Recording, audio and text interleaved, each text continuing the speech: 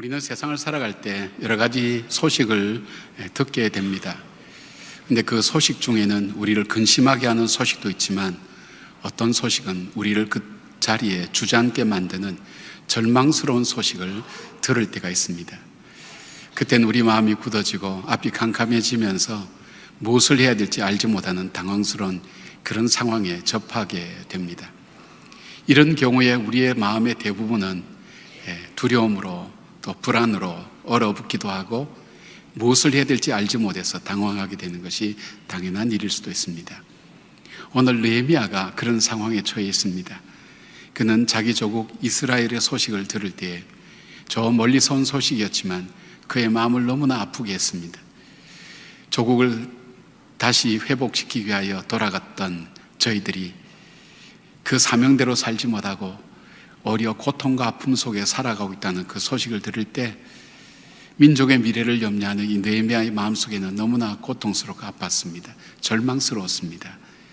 그래서 그는 울면서 슬퍼하며 땅바닥에 주저앉아서 밥도 먹지 못했다고 오늘 성경은 우리에게 전하고 있습니다. 근데 느헤미야의 마지막 장에 가면 이스라엘은 이 고난과 이 시련 때문에 이 민족이 새로워지는 것을 경험하게 됩니다. 그리고 다시 오실 메시아 400년 뒤에 오실 그 메시아를 준비하는 이 예언적 공동체로 이 이스라엘 백성들이 거듭나는 것을 경험하게 됩니다. 그러면서 성경은 그 사이에 느헤미야라는 한 사람을 소개하면서 이 사람을 통해서 이스라엘 공동체가 얼마나 새로워질 수 있었는가 하는 것을 말씀해 주고 있습니다. 이스라엘이 느헤미야를 통해서 회복되고 복을 받는 공동체가 된 것처럼 오늘 우리의 삶이 어려움과 힘든 일도 많지만 이 일을 통해서 더 아름다운 삶으로 새로워질 수 있다면 얼마나 우리에게 기쁨이 되겠습니까? 나 개인이나 우리 가정이나 이 나라나 교회나 우리가 겪고 있는 우리를 염려하게 했던 그 모든 일들로 인하여 새로워지고 더 아름다워질 수 있다면 우리는 분명 지금의 고통과 아픔은 가치 없는 것은 아닐 것입니다. 어떻게 그렇게 달라질 수 있을까요? 오늘 그렇게 되기를 원하는 우리 모두의 마음은 느헤미야가 이 어려울 때에 어떤 선택을 하며 어떻게 살았는가 하는 것을 우리가 함께 살펴보면서 혹 여러분이 개인적으로나 가정적으로 또 나라적으로 어려움 겪으면서 우리가 할 일은 무엇인가 아무것도 할 수 없다고 손을 놓고 있는 이 상황 속에서 느헤미야가 선택했던 그 지혜로움이 오늘 저희들의 지혜가 되어서 저와 여러분의 아픔이 변화해서 더 크고 놀라운 하나님의 은혜와 축복의 삶으로 변화되는 귀한 일들이 있기를 주의 이름으로 축원합니다.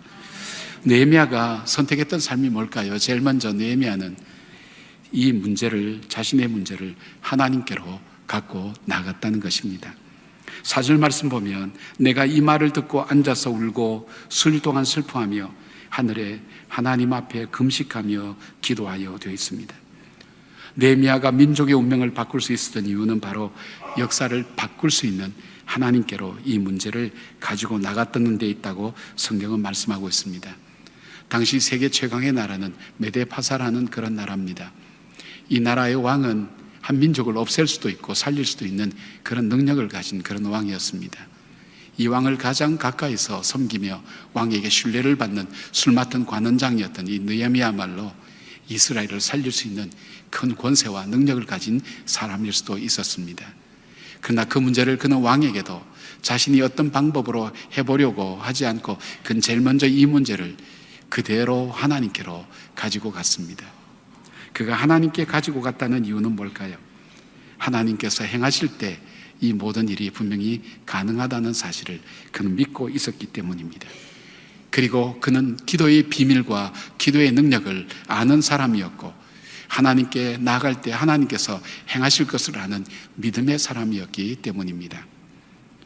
미국의 유명한 찰스 스윈돌 목사님은 이 느헤미야를 강의하면서 1장은 느헤미야의 말과 행동이 얼마나 잘 어우러져서 그 믿음으로 나타나는가 하는 것을 보여주는 장이라고 얘기하며 기도에 대해서 이렇게 설명해 주고 있습니다. 첫째, 기도는 무엇보다 하나님께서 일하실 수 있도록 기도하는 이에게 참을성을 줍니다. 우리는 하나님이 일하기도 전에 먼저 해버리는 경우가 많은데 기도를 하면 하나님께서 행하실 때까지 기다릴 수 있는 마음을 주십니다. 두 번째, 기도는 사물의 본질을 보게 합니다. 어떤 일을 행할 때에 본질이 아닌 부수적인 것을 보고 생명을 거는 일이 얼마나 많습니까? 지나고 나면 쓸데없는 일에 많은 에너지를 낭비했음을 깨닫게 됩니다. 그러나 기도하면 그 일의 본질이 무엇인지를 알게 됩니다. 세 번째, 기도는 마음의 안정을 줍니다. 두려움과 근심이 있으면 우리는 제대로 살아갈 수가 없습니다. 기도는 마음의 안정을 주고 평안 가운데서 간구할 수 있도록 해줍니다. 네 번째, 기도는 믿음의 생명력을 더합니다. 기도할 때 우리의 믿음이 더욱 생명력 있게 살아나 환경을 보지 않고 상황과 관계없이 하나님께서 주신 약속을 붙들고 나갈 수 있게 됩니다. 기도에 대해서 그렇게 잘 설명하고 있습니다. 느헤미야는 당황스러운 마음, 두려운 마음, 슬픈 마음, 이 모든 것을 가지고 바로 하나님께 갖고 나가며 기도로 하나님께 이 모든 것을 아뢰었습니다. 그는 기도의 사람이었습니다. 그 느헤미야서 전체를 보면 그는 기도보다 앞서지 않았습니다. 모든 일 하나하나 생길 때마다 그는 기도했습니다. 심지어는 왕이 물어볼 때에도 그 앞에서 잠깐 기도하고 왕에게 대답할 정도로 그는 철저하게 하나님 앞에 이 문제를 맡기고 하나님께 이 문제를 내어드리는 그런 기도의 사람인 것을 보게 됩니다.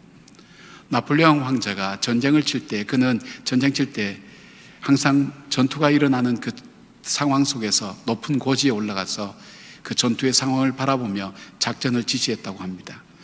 한 번은 정말 이 위기의 상황 속에서 이 전쟁에 이겨야만 하는데도 불구하고 이길 수 없는 그런 전쟁을 벌이고 있을 때도 여전히 나폴레옹은 높은 곳에 올라가서 그 전세가 불리하고 또 패배할 가능성이 많은 그 전투를 바라보며 옆에 있는 네이 장군에게 이렇게 시켰다고 합니다. 네이 장군, 저 언덕에 농가가 보이지요? 예, 저 농가를 반드시 점령하시오. 이 네이 장군이 그렇게 얘기합니다. 장군님, 저 농가는 전략적으로 그렇게 필요한 곳은 아닙니다. 그리고 이미 저기 요새를 구축하고 있기 때문에 저곳을 점령한다는 것은 수많은 희생을 치를 수밖에 없습니다. 그럴 때 나폴레옹은 다시 얘기합니다. 아니요, 어떤 희생을 치르더라도 저 농가만은 꼭 점령해야 돼요. 레이 장군은 나폴레옹의 말을 다 이해 못했습니다. 자기가 아는 지식과 상식으로는 그렇게 필요 없고 이 많은 전투력을 잃어가면서까지 점령해야 될 필요가 있는 것으로 생각을 하지 않았던 것입니다. 그러나 명령을 따라서 그는 그 농가를 많은 희생을 치르고 점령하게 되었습니다. 전쟁에서 승리하고 난 다음 전쟁을 평가할 때 만약 그 농가를 교두보로 삼아서 점령하지 아니하였더라면 전쟁에 이길 수 없다는 것을 그는 알게 되었습니다. 바로 나폴레옹의 탁월한 전략을 보게 됩니다. 그는 전쟁에 칠 때 어디를 교두보로 삼으면 반드시 승리할 수 있다는 것을 아는, 그래서 전쟁에서 승리하는 유명한 사람이 된 것을 우리는 잘 알고 있습니다. 그렇습니다. 그러나 영적인 사람은 우리가 어느 자리에 앉아야 그 영적 싸움에서 승리할 수 있을까 하는 것을 잘 분별하는 사람입니다. 우리는 오늘도 여러분의 자리에 앉아 있습니다. 그러나 여러분이 앉아 있는 이 자리보다 더 의미고 상징적인 것은 우리는 앉아야 될 수많은 자리가 있습니다. 때로는 원망의 자리, 불평의 자리, 미움의 자리, 낙담의 자리, 여러 가지 사람을 속이는 자리, 여러 가지 우리가 앉아야 될 자리가 많지만, 그러나 우리가 반드시 우리의 인생을 정말 복되게 살기 위하여 우리에게 만난 위기와 어려움을 이겨내면서 그 걸림돌을 디딤돌로 삼아서 승리할 수 있는, 그래서 앉아야 될 자리가 어딘가 하는 것을 잘 아는 사람입니다. 그것은 바로 기도의 자리입니다. 우리의 기도를 들으시고 응답하시는, 그리고 우리의 삶을 주관하시는 그 하나님과 만남의 그 자리야말로 우리가 이 세상 살아가면서 앉아야 될 가장 중요한, 예배와 함께 우리가 놓치지 말아야 될 자리라는 것을 알게 된다는 것입니다. 사랑하는 여러분, 저는 여러분에게 어떤 일이 일어나는지 전 잘 모릅니다. 개인적으로 잘 모릅니다. 여러분도 제 삶 속에 개인적으로 어떻게 일어나는지 잘 모릅니다. 그러나 우리 모두가 공통적인 것이 있다면 기도하지 않고 살 만큼 평안한 사람은 아무도 없다는 것입니다. 우리가 하나님 앞에 절박하게 부르짖지 않고는 살아갈 수 없는 우리 인생을 살아내고 있습니다. 특별히 나라가 어렵고 힘들고 시대가 어려울수록 우리는 살아간다는 것이 결코 쉬운 것만이 아니라는 것을 압니다. 이 어려운 시기에 믿음 지키며 산다는 건 더더욱더 어렵습니다. 그러나 끝까지 우리가 하나님의 사람으로, 믿음의 사람으로 살아가기 위하여, 우리에게 연습도 반복되는 우리의 인생을 복되게 살기 위해서 우리가 제일 먼저 앉아야 될 자리가 있다면 바로 이 느헤미야처럼 기도의 자리일 것입니다. 그는 울음의 자리, 슬픔의 자리, 절망의 자리를 떠나서 그는 기도하는 자리로 그의 삶의 자리를 옮겼습니다. 그리고 이 모든 것을 능히 역사를 바꾸실 그 하나님 앞에 기도하는 사람이 되었다는 것을 보게 됩니다. 여러분, 어려운 일 닥치면 우린 당황해서 아무것도 하지 못합니다. 그러나 그때 우리의 자리를 낙심과 절망과 탄식의 자리에서 빨리 기도의 자리로 옮기고 내가 처한 모든 것들을 하나님께 맡겨버리고 아뢰어버리는 바로 믿음의 자리에서 승리하는 여러분 되기를 바랍니다. 느헤미야의 두 번째 지혜는 무엇이었을까요? 그는 환경과 여건보다도 하나님 말씀을, 하나님의 약속을 그는 붙잡았습니다. 5절 말씀입니다. 이르되 하늘의 하나님 여호와 크고 두려우신 하나님이여, 주를 사랑하고 주의 계명을 지키는 자에게 언약을 지키시며 긍휼을 베푸시는 주여 간구하나이다. 우리는 믿음이라는 게 성립되기 위해서는 두 가지 조건이 꼭 필요합니다. 하나는 내가 믿는 대상이 누군가를 잘 아는 것입니다. 그리고 대상을 알 뿐 아니라 내가 믿는 믿음의 내용이 무엇인지를 잘 아는 것입니다. 이럴 때 우리는 믿는다고 얘기합니다. 덮어놓고 믿는 것은 아닙니다. 내가 정말 누구를 믿고 있지, 내가 무엇을 믿고 있지에 대한 분명한 자기 정리가 되어 있는 사람, 그 사람이 믿음의 사람인 것을 보게 됩니다.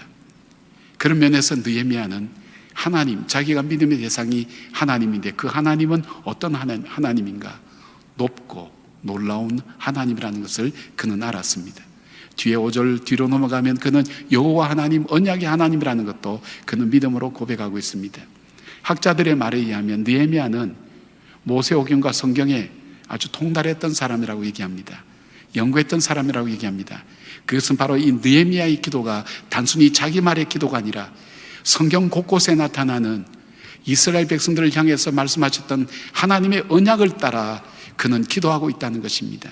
그냥 상황을 따라 기도하고 내 마음을 따라 기도하는 것이 아니라 그가 하나님께서 그 백성에게 약속해 주셨던 그 말씀을 정확하게 붙들고 언약을 정확하게 붙들고 언약을 지키시는 하나님, 약속에 신실하신 그 하나님을 그가 바라보며 능히 이 모든 역사 가운데 가능하게 하실 그 하나님을 향하여 그는 부르짖고 있는 것입니다.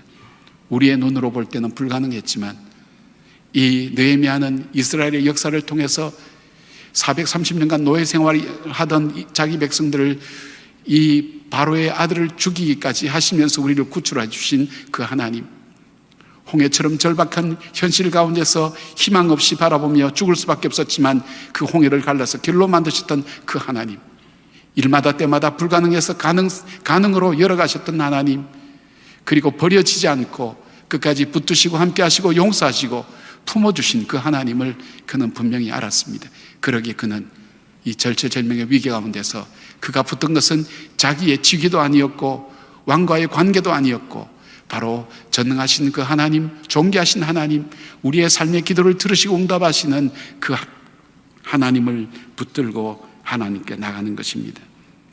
그 하나님은 자기를 사랑하고 그 계명을 지키는 그 백성들을 끝까지 함께 하시는 하나님인 것을 믿었습니다. 그 하나님은 긍휼이 많으신 하나님인 것을 믿었습니다. 우리의 형편과 선은 우리가 죄를 지어 범죄하여 하나님께 버림을 받았다 할지라도, 징계의 자리에 왔다 할지라도 우리를 불쌍하게 보시고 진실로 간구하고 부르실 때 외면치 아니하시는 그 하나님을 알았기에 그는 이 외로움과 어려움 속에서 그가 붙은 것은 세상의 것이 아니라 하나님의 언약의 말씀이었습니다. 신명기 7장 9절 말씀입니다. 그런즉 알라, 오직 내 하나님 여호와는 하나님이시요 신실하신 하나님이시라. 그를 사랑하고 그 계명을 지키는 자에게 천대까지 그 언약을 이행하시며 인애를 베푸시되. 하나님은 세월이 흘러가도, 세상이 바뀌어도, 사람이 바뀌어도 언약하신 것은 반드시 이루시는 하나님. 우리가 이 절체절명의 위기와 어려움 가운데서 모두 불가능하다고 얘기하는 이 가운데서 하나님은 약속하신 것을 반드시 이루시는 그 하나님을 그가 붙들었을 때에 그건 더 이상 낙담하지 않았습니다. 하나님 앞에 지속적으로 계속 기도했다고 성경은 말씀하고 있습니다. 이 기도를 계속 하나님께 드렸습니다. 신실하신 하나님, 위기와 어려움이 있을 때마다 하나님 약속을 찾아내어서 그 약속을 되뇌이며 그 약속을 붙들고 그는 현실을 이겨내고 자기 마음의 절망을 이겨내는 삶을 살았던 것입니다. 사도행전 2장 39절 보면 베드로는 그 백성들에게 설교할 때 이렇게 얘기합니다. 바로 그 하나님이 어떤 분인가? 하나님이 약속하신 것은 결코 변력하거나 하나님이 약속하신 것을 그냥 버리거나 폐기처분하는 그런 하나님이 아니라는 것을 그는 소개하고 있습니다. 하나님의 약속은 누구에게나 동일하게 적용된다고 그렇게 말씀하고 있습니다. 이 약속은 너희와 너희 자녀와 모든 먼데 사람 곧 주 우리 하나님이 얼마든지 부르시는 자들에게 하신 것이라. 하나님께 간구할 때 응답하신다는 하나님의 언약을 따라 기도하는 이 느헤미야는 그 존귀하신 하나님의 약속을 그는 놓지 않았던 것을 봅니다. 우리는 살다 보면 어려움을 만나면 문제에 초점 맞추고 우리에게 주어진 모든 가능성을 뒤로 물러두고 이 문제에만 초점 맞출 때 낙담하고 절망할 때가 참 많이 있습니다. 그리고 두려움은 우리에게 있는 모든 가능성을 얼어붙게 만듭니다. 하나님을 찾지도 못하게 만듭니다.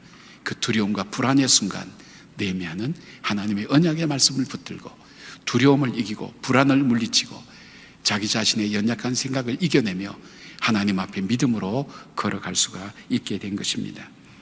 우리가 애미네이션으로 보았던 영화 존 버년의 철로역정한 영화 보시면 이런 얘기 나옵니다. 이 크리스찬과 그리고 희망이라는 두 친구가 길을 가다가 이 절망이라는 거인에게 잡혀서 의혹의 성이라는 깊은 곳에 갇히게 됩니다. 그곳에 갇혀서 이 크리스찬이 보니까 문이 있긴 한데 그 철문은 아무리 그가 두들겨도 열려지지 않는 불가능한 문이었습니다. 깊은 절망이 그 마음속에 찾아와서 포기하고 있었습니다. 환경을 보니 자기 자신을 보니 이 성을 나갈 수 없고 이 문을 열 수도 없다고 생각할 때 그런데 그에게 뭔가 받은 것이 있다는 생각이 났습니다. 그래서 자기 이 몸 안을 이렇게 뒤질 때 뭐가 하나 나왔습니다. 그것은 바로 열쇠였습니다. 그래서 혹시나 싶어서 그 굳게 닫힌 그 무거운 철문을 이 열쇠를 열 때 가볍게 열리는 것이었습니다. 놀랐습니다. 그리고 이 성을 빠져나오기까지 수많은 열 수 없는 문들을 그때마다 이 열쇠를 돌려서 문을 열어서 그 성을 빠져나오고 바로 이 의혹의 성에서 자유케 되고 절망에서 자유케 되는 그런 이야기가 나옵니다. 우하지만은 우리에게 주는 시사하는 교훈이 뭘까요? 우리가 힘들고 어려울 때 우리는 철문이라는 현실을 바라보고 그 앞에 나약한 나를 바라보고 이 문제를 직면할 것이 아니라 우리를 향해 우리에게 주신 하나님의 언약의 약속을 믿고 우리가 나갈 때는 불가능한 그 문들이 열려지고 그리고 불가능했던 모든 이 일들이 하나님의 역사 속에 이루어졌다는 것을 우리에게 말씀해 주고 있는 것입니다. 하나님은 우리의 기도에 신실하게 응답하시고 우리를 도우시는 하나님이라는 그 믿음을 우리가 갖게 될 때 낙담하지 않고 절망하지 않게 됩니다. 아마 여러분들이 지금까지 살아오시면서도 이 말씀의 열쇠를 붙들고 있었기에 여기까지 걸어올 수 있었을 것입니다. 얼마나 이 진흙 같은 수렁과 그리고 두려움의 늪 속에서 우리 인생이 빠질 때가 많았습니까?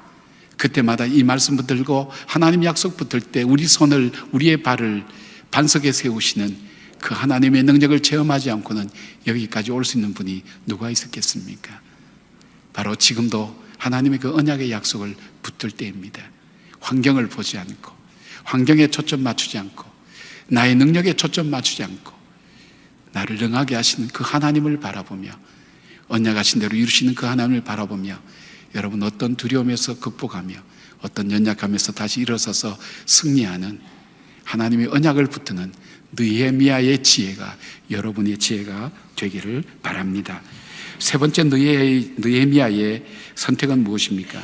그는 금식하며 회개하였습니다. 4절 말씀을 한 번 더 볼까요?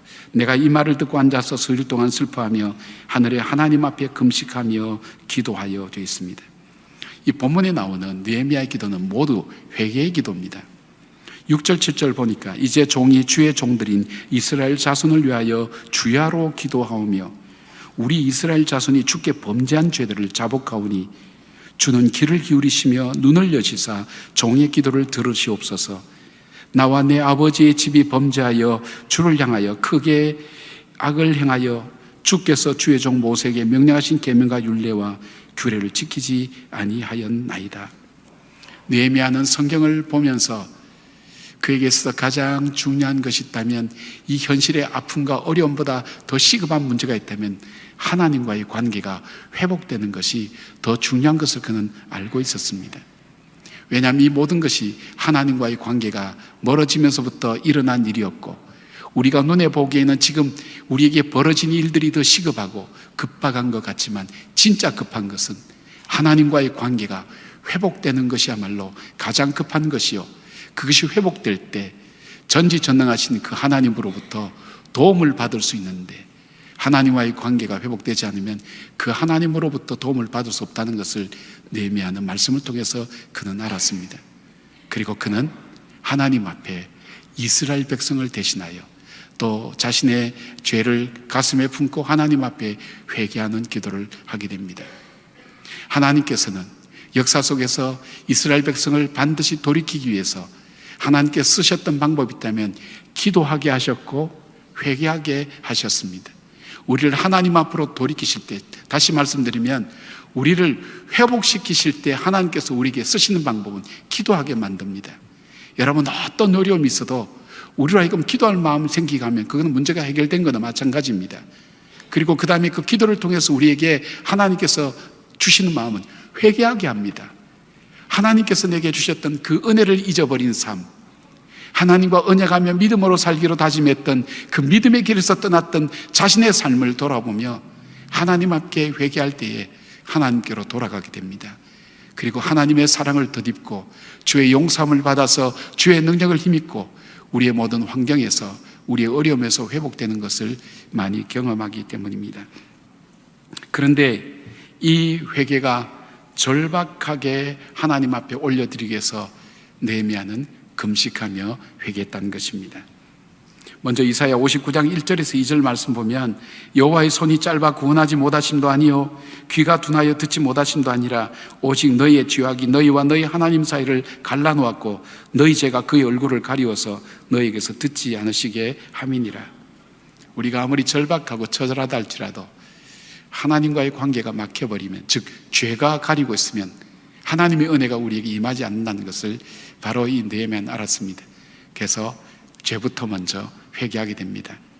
그런데 이 죄를, 정말 이 참혹하고 어려운 죄를, 하나님 앞에 무서운 이 죄를 회개하기 위해서 그는 금식하며 기도를 합니다. 금식은 주로 어떤 것입니까?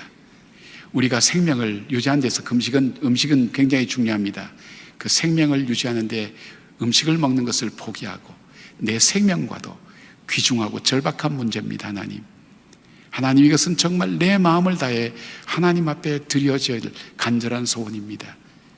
하나님, 정말 하나님과 나와의 관계 속에 이 관계가 회복되어야 됩니다. 주님, 나의 죄를 용서하시고 나를 긍휼히 여겨달라는 그 간절한 기도의 표현이 바로 이 금식 기도입니다. 요엘 선지자는 2장 12절 13절에 이렇게 얘기합니다. 여호와의 말씀에 너희는 이제라도 금식하고 울며 예통하고 마음을 다하여 내게로 돌아오라 하신다니, 너희는 옷을 찢지 말고 마음을 찢고 너희 하나님 여호와께로 돌아올지어다. 그는 은혜로우시며 자비로우시며 노하기를 더디하시며 인애가 크시사 뜻을 돌이켜 재앙을 내리지 아니하시나니, 그렇게 말씀하고 있습니다. 금식 기도가 갖는 능력과 은혜가 있습니다. 금식 기도가 갖는 하나님 앞에 영향력이 얼만큼 크고 놀라운 기도인가 하는 것을 보게 됩니다. 하나님은 우리를 회복시키실 때 회개하게 하시고, 그리고 금식 기도를 통해서 우리의 삶을 바꾸어 주시는 걸 보게 됩니다. 니느웨의 성이 아무리 흉악하고 죄를 지었다 할지라도 저들이 금식하며 회개할 때에 하나님께서 그 니느웨의 성을 향한 심판을 멈추었습니다. 마찬가지입니다. 주 앞에 우리가 회개하고 금식하며 나갈 때 그 기도는 절박한 우리의 현실 앞에 하나님께서 들으시는 간절한 우리의 부르짖음이 되는 것을 보게 됩니다.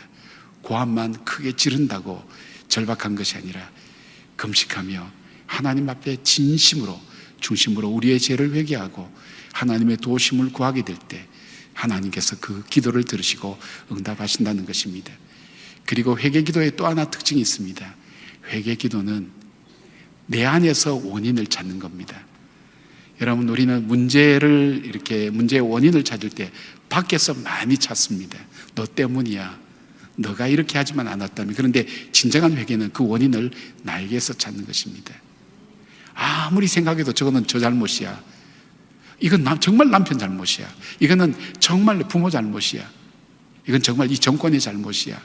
뭐 이건 미국이나 중국이나 일본의 잘못이야. 거기는 변화가 없습니다.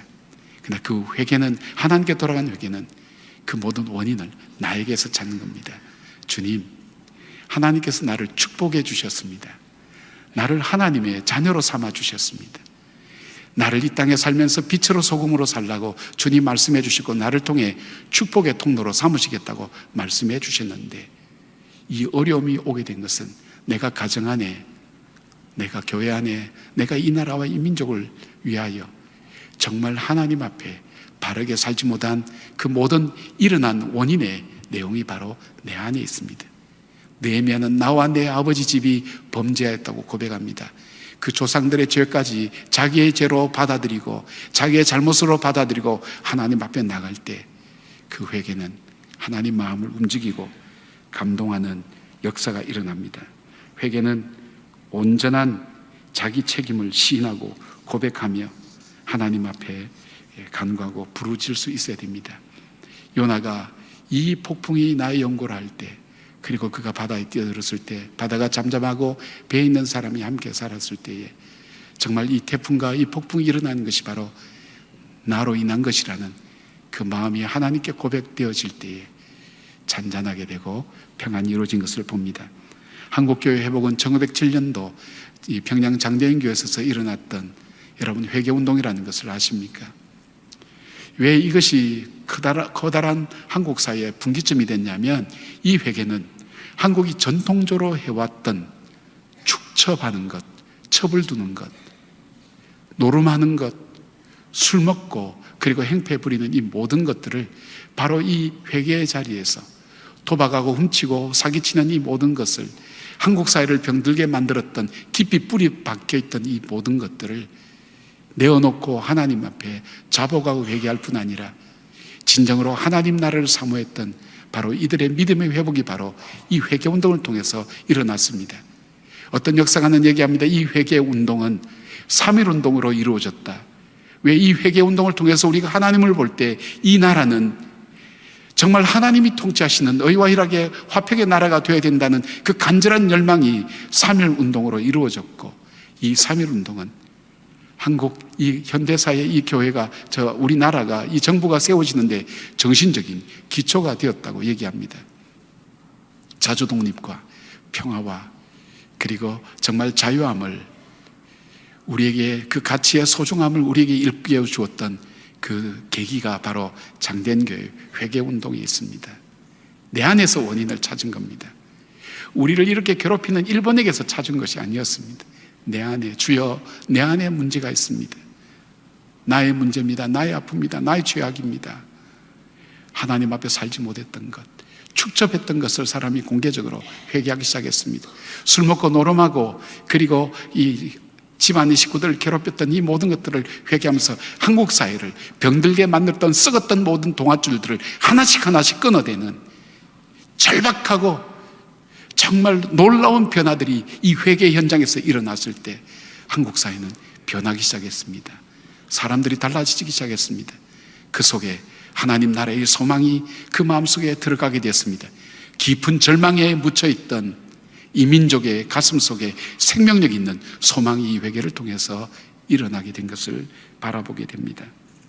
사랑하는 여러분, 오늘 저와 여러분들이 하나님 앞에 할 수 있는 것이 있다면, 태극기 들고 촛불 들고 나가는 것도 중요하지만 더 중요한 것이 있다면, 오늘 우리에게 빛과 소금처럼 살라고 말씀하신 주님, 축복의 통로로 살기를 원하셨던 주님, 그 주님께서 우리에게 주셨던 이 소망, 가난하고 힘든 사람을 돌아보라고 했던 그 주님의 부탁을 우리는 마음대로 우리를 위하여 쓰며 살아왔던 사명을 잃어버린 삶을 우리는 살아오지 않았습니까?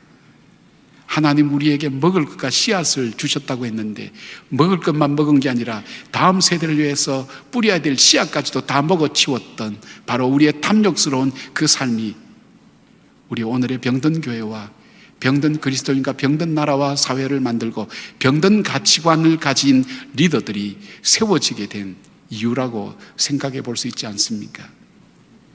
우리가 지금이라도 깨어나서 다시 하나님께 회개해야 됩니다.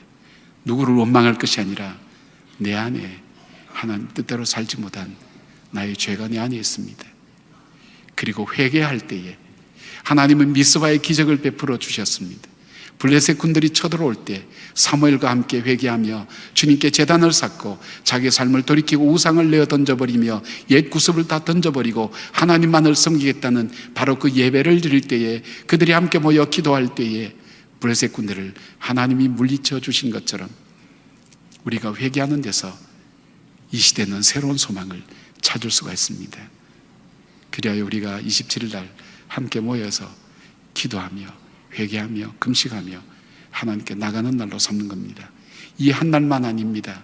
앞으로 한 달에 한 번씩이라도 여러분 하나님 앞에 금식하며 나의 남은 삶이 복된 삶이 되도록 내 가정이 아름다운 하나님의 가정이 될 수 있도록 그리고 내가 섬기는 이 교회가 정말 이 시대 속에 건강하고 병들지 않는 사명을 감당하는 교회가 되도록 내가 속한 이 나라와 이 민족이 정말 살아있는 하나님의 역사를 증거하는 축복의 통로로 쓰임받는 나라가 될 수 있도록 우리가 함께 기도할 수 있는 그 기도를 회복한다면 이 나라는 진정한 소망이 있습니다. 그 소망을 이루는 이 시대의 느헤미야가 바로 여러분들이 되시길 바랍니다. 이 자리에 앉아 계신 한 분 한 분들이 바로 이 느헤미야가 될 때에 이스라엘의 역사가 예언적 공동체가 될 수 있었던 것처럼 이 고난과 시련 때문에 진정으로 가치 있는 것이 무엇이며 우리가 어떻게 살아야 될지 삶의 길을 분명히 발견하게 될 것입니다. 독일의 통일이 가능했던 일에 대해서 수많은 학자들이 다양한 의견을 내어놓습니다. 그러나 정작 독일 통일의 시작은 당시 동독에 있었던 인구 30만의 작은 도시 라이프치히의 성 니콜라이 교회에서 있었던 기도로부터 시작되었다는 사실을 부정하는 사람은 없습니다. 이 교회를 담임했던 크리스티앙 피리 목사님은 독일이 통일되기 8년 전부터 매주 월요일 오후 5시에 평화 기도회를 열었습니다. 처음에는 단지 6명만 모이는 아무도 알아주지 않는 보잘것없는 기도회였습니다. 노란 종이에 기도 제목을 적고 촛불을 켜고 기도회를 시작했습니다. 기도회는 반복적으로 이루어지면서 3가지를 강조했습니다. 하나는 독일의 미래를 위하여 우리는 어떻게 살 것인가 하는 것을 토론하였습니다. 또 하나 있다면 하나님의 역사의 주인 되신 하나님의 절대 주권 앞에 우리가 어떻게 기도할 것인가 하는 그 기도가 그 2번째 주제를 이루었습니다. 그리고 3번째 주제가 있다면 비폭력으로 평화적으로 이 땅에 진정한 평강과 평화가 올 수 있도록 동독과 서독의 서독으로 담을 넘어가기 위해서 총에 맞아 죽는 사람도 많고 그 넘어가는 사람 못 넘어가도록 지키는 병력이 얼마나 그 담벼락을 상대로 많이 있는지 비극을 매일매일 보는 것을 그들은 목도할 수밖에 없었습니다. 그럴 때 그들은 작은 기도회를 시작하게 되었습니다. 이 기도회는 한 8년의 세월이 흐르고 난 다음 이 1989년 10월 9일 이 교회를 비롯해서 여러 교회에서 3천여 명이 모여서 함께 기도하게 되었고 7만 명이 넘는 사람들이 거리에 쏟아져 나와서 동그랗게 도시를 돌면서 평화를 위해 행진했습니다. 평화적으로 진행된 이 시위는 그로부터 9일 후에 무력 진압을 계획했던 에리 호네커 서기장이 사임하게 되었고 시위 한 달 뒤인 11월 9일 베를린 장벽이 무너졌습니다. 그리고 그 다음인 1990년 독일은 마침내 통일을 하게 되었습니다. 이 크고 놀라운 역사의 시작은 바로 작은 기도회부터 시작되었습니다. 훗날 기도회를 시작하고 이끌었던 크리스티앙 피로 목사님은 여러 세미나에서 강의하면서 그는 이렇게 얘기합니다. 갑갑하고 안타까운 현실 앞에 살아계신 하나님께 기도하는 방법밖에는 없었다고 기도를 시작하게 된 이유를 설명하고 있습니다. 느헤미야가 들었던 고통스럽고 슬픈 소식을 여러분 혹시 들으셨습니까? 여러분의 가족들로부터 또 이 나라에 돌아가는 모든 문제로부터 그 소식을 들으셨습니까?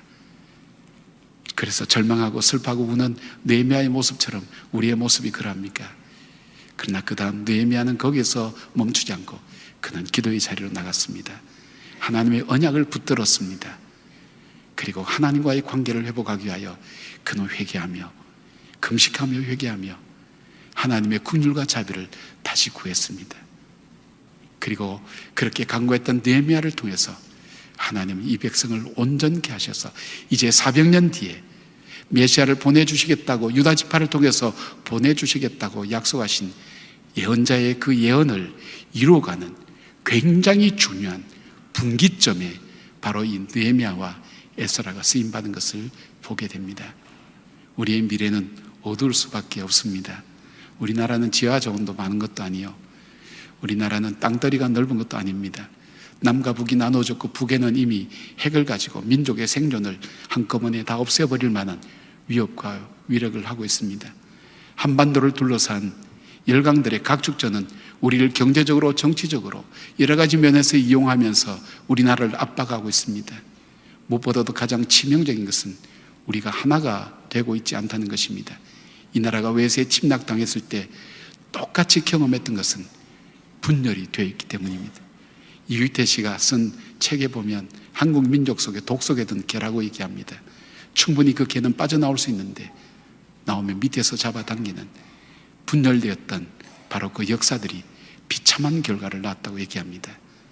우리가 입하든 접하든 상관없이 우리가 그리스도인이라면 우리는 하나님 앞에 기도하는 것을 감히 거절하는 사람은 없을 거라고 저는 확신합니다. 그렇다면 우리가 하나님께 기도하는 자리로 우리가 함께 나가십시다. 그리고 하나님께서 주관하시고 역사하시는 그 하나님 나라가 이 땅에 이루어지도록 우리가 간절하게 기도하며 이 시대의 느헤미야가 되어서 하나님께 간구하는 저와 여러분 되기를, 우리 교회가 되기를 진심으로 부탁드리며 함께 기도하기를 축복합니다. 아멘. 기도하겠습니다. 하나님 나라를 꿈꾸며 달려온 이 나라, 수많은 침입과 그리고 고통으로 어려움을 겪었던 이 나라, 그러나 그러기에 가장 암흑의 절망의 시기에 복음을 이 땅에 보내주셔서 세계 그 어느 나라보다도 복음으로 새로워진 나라, 그리고 삶에 있어서 달라진 나라로 바꾸어주신 이 나라는 하나님께서 이루어오신 나라였습니다. 주님, 다시 한번 주님의 인도하심을 구하는 주의 백성들의 간절한 기도가 주께 올려드려질 때 주님 역사하여 주시고 우리의 간구와 기도 앞에 응답하여 주시며 우리 나라와 이 민족이 작지만 하나님 북한에 있는 우리의 동포들로부터 시작해서 복음으로 통일되게 하여 주셔서 하나님 이 나라가 열방 가운데 축복의 통로로 쓰임받는 이 민족이 될 수 있도록 도와주시옵소서. 예수님의 이름으로 기도드리옵나이다. 아멘.